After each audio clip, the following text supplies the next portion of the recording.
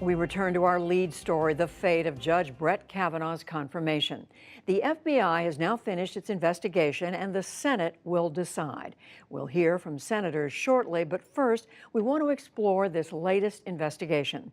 Gregory Brower is a former FBI official who served under both former Director James Comey and current Director Christopher Wray.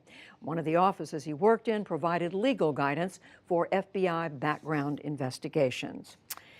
Gregory Brower, thank you very much for joining us. What does it take for a background investigation to be thorough and to be credible? Well, that is a process in the normal course that is dictated by the White House. It's a process that exists for the benefit of the White House, so as to allow the White House to fully vet potential nominees. And so both with respect to scope and duration, the White House does guide the FBI in that process. But the process is essentially run by FBI agents who are provided with an SF-86, an application from the potential nominee that includes the names of neighbors, classmates, family members, a variety of different people from the person's life, who agents then go out and interview, and those interviews can lead to other leads and other interviews. And when the process is completed, a report is compiled by the FBI, again, for the benefit of the White House. But if there are limits placed on either the number of people or the subject matter, is that still considered a thorough investigation?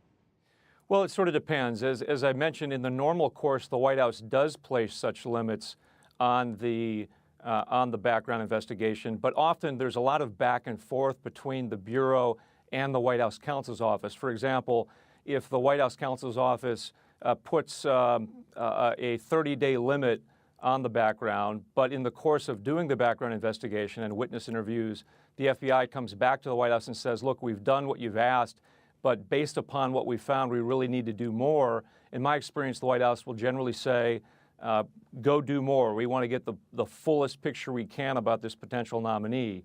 And so here, of course, we've had anything but a normal process with respect to the reopening of the Kavanaugh background.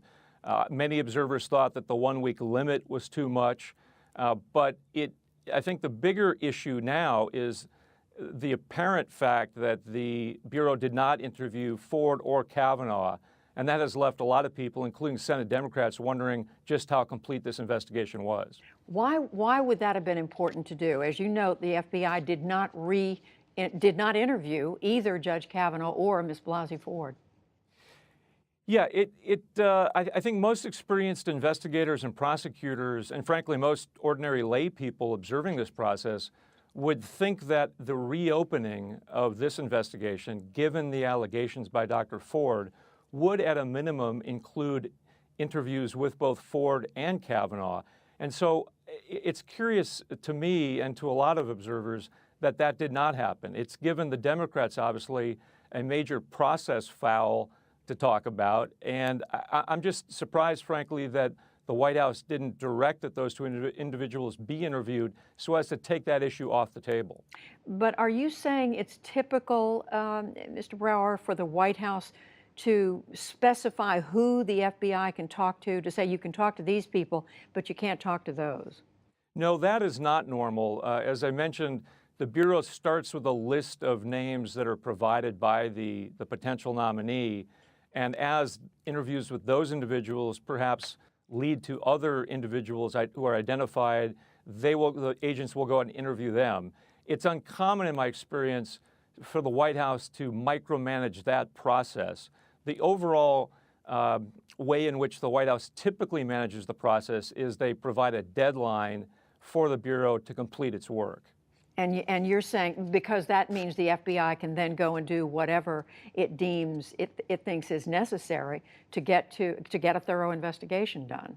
That's generally the goal for the Bureau, is to do as thorough an investigation as possible, again, for the benefit of the White House, so as to allow the White House and the President to have as much information as possible before publicly announcing a nomination. Here, of course, the new allegations emerged after the public announcement and, in fact, after the first hearing, and so it made this a very different process. A very different process. Gregory Brower, thank you very much for joining us. We appreciate it. Thank you.